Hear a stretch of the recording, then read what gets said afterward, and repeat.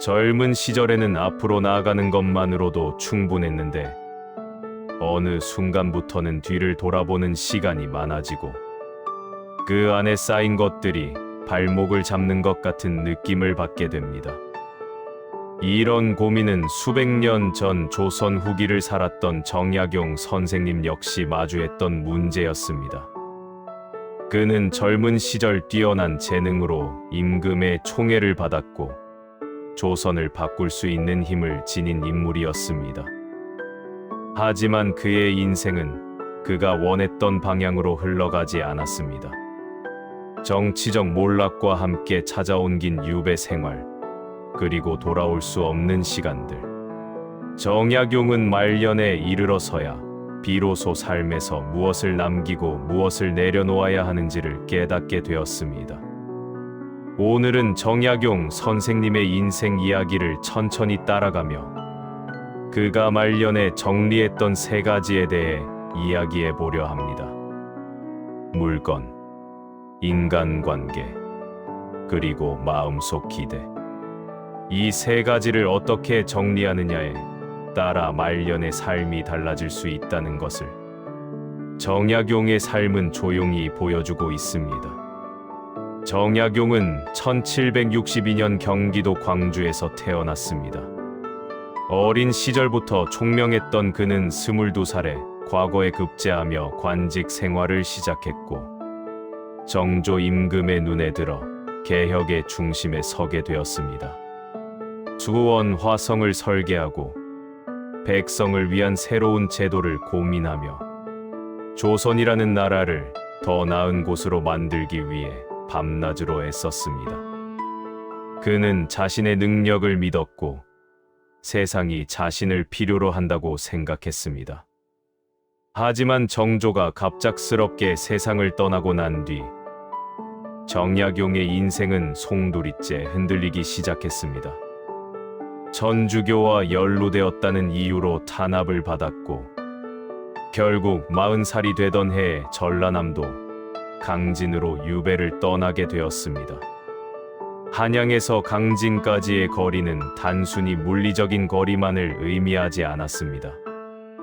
그것은 권력에서 소외되는 것이었고 가족과 떨어지는 것이었으며 자신이 그토록 애썼던 모든 것들로부터 멀어지는 것이었습니다. 유배지에서의 생활은 혹독했습니다. 좁은 방 하나, 낡은 책 몇 권, 그리고 하루하루를 견뎌내는 것이 전부였던 시간들. 정약용은 그곳에서 18년을 보냈습니다. 18년이라는 시간은 한 사람의 인생에서 결코 짧은 시간이 아닙니다. 그 시간 동안 그는 자신이 쌓아왔던 모든 것을 잃었고 돌아갈 곳도 기댈 곳도 없는 사람이 되어 있었습니다. 하지만 그는 그 좌절 속에서 오히려 삶을 다시 들여다보게 되었습니다. 무엇이 정말 중요한 것인지, 무엇이 자신을 짓누르고 있었는지를 천천히 깨달아 갔습니다. 유배에서 풀려난 뒤 고향으로 돌아온 정약용은 예전의 그가 아니었습니다. 그는 더 이상 세상을 바꾸려 애쓰지 않았고 사람들과 어울리기 위해 애쓰지도 않았습니다. 대신 그는 자신의 삶을 조용히 정리하기 시작했습니다. 그 정리는 단순히 집을 청소하거나 물건을 버리는 것이 아니었습니다. 그것은 자신의 인생 전체를 다시 들여다보며 무엇을 남기고 무엇을 내려놓을 것인가를 결정하는 과정이었습니다. 첫 번째로 정약용이 정리한 것은 물건이었습니다. 유배지에서 그는 최소한의 것들만으로 살아가는 법을 배웠습니다. 화려한 의복도, 넓은 저택도, 값비싼 물건도 없는 삶. 처음에는 견디기 어려웠지만 시간이 지나면서 그는 오히려 마음이 가벼워지는 것을 느꼈습니다. 소유가 줄어들수록 걱정도 줄어들었고 관리해야 할 것이 적어지니 마음도 더 편안해졌습니다. 말년에 이르러 정약용은 자신에게 진정으로 필요한 것이 무엇인지 알게 되었습니다. 그것은 많은 것을 가지는 것이 아니라 자신에게 꼭 필요한 것만을 남기는 것이었습니다. 책 몇 권, 붓 한 자루, 그리고 마음을 담을 수 있는 작은 공간. 그것만 있으면 충분했습니다. 그는 더 이상 많은 것을 소유하려 애쓰지 않았고, 대신 지금 가진 것에 감사하며 살아갔습니다. 여러분의 집 안을 한번 천천히 둘러보십시오. 그 안에는 얼마나 많은 물건들이 쌓여 있습니까? 언젠가 쓸모가 있을 것 같아서 추억이 담겨 있다는 이유로, 혹은 버리기 아깝다는 생각에 그냥 두었던 것들이 얼마나 많습니까? 하지만 그 물건들은 정말로 여러분의 삶을 더 풍요롭게 만들어 주고 있습니까? 아니면 오히려 공간을 차지하고 마음을 복잡하게 만들고 있지는 않습니까? 물건을 정리한다는 것은 단순히 공간을 비우는 것이 아닙니다. 그것은 자신의 삶에서 무엇이 정말 중요한지를 다시 생각해 보는 시간입니다. 지금의 삶에 꼭 필요한 것은 무엇이고, 이제는 손을 놓아도 되는 것은 무엇인지를 스스로에게 물어보는 과정입니다. 정약용은 그렇게 물건을 정리하며 마음도 함께 정리해 나갔습니다. 두 번째로 정약용이 정리한 것은 인간관계였습니다. 젊은 시절 그는 많은 사람들과 어울렸고 넓은 인맥을 자랑했습니다. 하지만 유배를 떠나고 난 뒤 그는 깨닫게 되었습니다. 자신이 힘이 있을 때만 곁에 있었던 사람들, 어려울 때는 외면했던 사람들이 얼마나 많았는지를 말입니다. 진짜 인연은 많지 않다는 것을, 그리고 억지로 붙들어야 하는 관계는 오히려 마음을 닳게 만든다는 것을 그는 뼈저리게 느꼈습니다. 말년에 이르러 정약용은 관계를 넓히기보다 가련했습니다. 자신을 진심으로 이해해주는 몇몇 제자들, 멀리서도 안부를 묻는 옛 친구들, 그리고 가족, 그것으로 충분했습니다. 그는 더 이상 모든 사람에게 좋은 사람이 되려고 애쓰지 않았고, 자신을 필요로 하지 않는 사람들에게 억지로 다가가지도 않았습니다. 대신 진짜 인연에만 마음을 쏟으며 살아갔습니다. 여러분은 지금 얼마나 많은 관계 속에서 애쓰고 있습니까? 의무처럼 참석하는 모임, 기분 좋지 않은데도 억지로 웃어야 하는 자리, 연락이 닿지 않아도 괜찮은데 굳이 안부를 묻는 관계들, 이런 것들이 여러분의 삶을 더 풍요롭게 만들어주고 있습니까? 아니면 오히려 에너지를 빼앗아 가고 집에 돌아온 뒤 더 피곤하게 만들고 있지는 않습니까? 혼자가 되는 것은 실패가 아닙니다. 그것은 자연스러운 인생의 흐름입니다. 나이가 들수록 관계는 좁아지고 자주 만나는 사람은 줄어들게 마련입니다. 하지만 그것은 외로움이 아니라 선택입니다. 이제는 모든 사람에게 맞추며 살지 않아도 된다는 것, 진짜 나를 이해해 주는 사람과만 함께해도 충분하다는 것을 받아들이는 과정입니다. 정약용은 그렇게 인간관계를 정리하며 오히려 더 깊은 평온을 얻었습니다. 세 번째로 정약용이 정리한 것은 마음속 기대였습니다. 그는 자식들에게 큰 기대를 품고 있었습니다. 자신이 이루지 못한 꿈을 자식들이 대신 이루어 주기를 바랐고, 그들이 훌륭하게 성장하기를 간절히 원했습니다. 하지만 자식들은 그의 기대대로 자라지 않았습니다.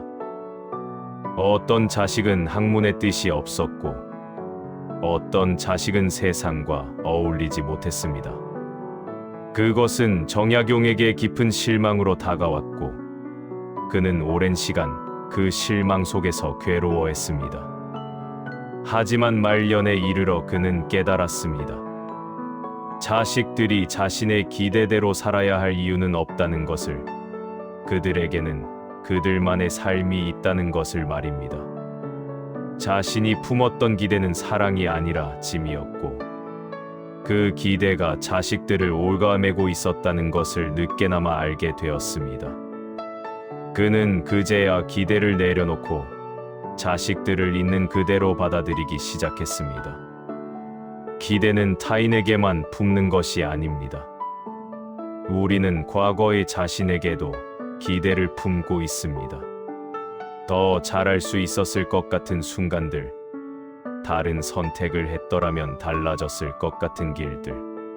그 기대는 후회가 되어 마음속 깊은 곳에 자리 잡고 지금의 삶을 바라보는 시선을 흐리게 만듭니다. 하지만 정약용은 그런 기대들도 결국 내려놓아야 한다는 것을 알았습니다.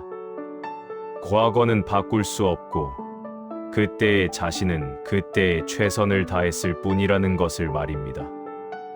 여러분은 지금 누구에게 기대를 품고 있습니까? 자식이 어떤 사람이 되기를 바라고 있습니까? 배우자가 어떻게 변하기를 바라고 있습니까? 혹은 과거의 자신이 다른 선택을 했더라면 하고 아쉬워하고 있지는 않습니까?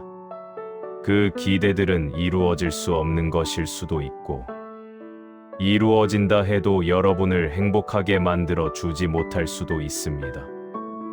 이제는 애쓰지 않아도 됩니다. 기대를 내려놓는다는 것은 포기가 아니라 허용입니다. 있는 그대로를 받아들이고 그 안에서 평온을 찾는 것입니다. 정약용은 말년에 이르러 기대를 내려놓고 나서야 비로소 자유로워질 수 있었습니다. 더 이상 무언가를 이루려 애쓰지 않아도 되었고, 누군가를 바꾸려 애쓰지 않아도 되었습니다. 그는 그저 지금 이 순간을 살아가는 것으로 충분하다는 것을 깨달았고, 그 깨달음 속에서 진정한 평화를 얻었습니다. 정약용의 말년은 화려하지 않았습니다. 그는 권력도, 명예도, 부도 되찾지 못했습니다. 세상은 그를 잊었고, 그가 그토록 애썼던 개혁의 꿈은 결국 이루어지지 않았습니다. 하지만 그의 말년은 쓸쓸한 실패가 아니었습니다. 그것은 단단한 완성이었습니다. 그는 삶에서 무엇을 남기고 무엇을 내려놓아야 하는지를 알았고, 그 지혜 속에서 조용한 고요를 얻었습니다. 여러분의 인생도 마찬가지입니다. 지금까지 살아오면서 여러분은 충분히 애썼고 잘 살아왔습니다. 이루지 못한 것들이 있다 해도 그것은 실패가 아닙니다. 다만 인생이라는 길 위에서 여러분이 선택한 방향이 달랐을 뿐입니다. 이제는 뒤를 돌아보며 후회하기보다 앞을 바라보며 남은 시간을 어떻게 살아갈 것인가를 생각해도 좋습니다. 물건을 정리하십시오. 꼭 필요한 것만 남기고 나머지는 손을 놓으십시오. 공간이 비워지면 마음도 가벼워집니다. 인간관계를 정리하십시오. 억지로 붙들고 있는 관계는 내려놓고 진짜 인연에만 마음을 쏟으십시오. 혼자가 되는 것을 두려워하지 마십시오. 그것은 외로움이 아니라 자유입니다. 마음속 기대를 정리하십시오. 누군가를 바꾸려 애쓰지 말고 과거의 자신을 원망하지도 마십시오. 있는 그대로를 받아들이는 것이 진정한 용기입니다. 정약용은 그렇게 말년을 살았고 그의 삶은 지금도 우리에게 조용한 울림을 남기고 있습니다. 여러분의 인생도 틀린 길이 아니었고 다만 여기까지 오는데 시간이 걸렸을 뿐입니다. 이제는 애쓰지 않아도 됩니다. 비우고 내려놓고 받아들이는 것, 그것이 말년을 살아가는 진짜 지혜입니다. 고요한 마음으로 남은 시간을 살아가십시오. 여러분은 이미 충분합니다. 이 글이 도움이 되셨다면 구독과 좋아요 부탁드립니다.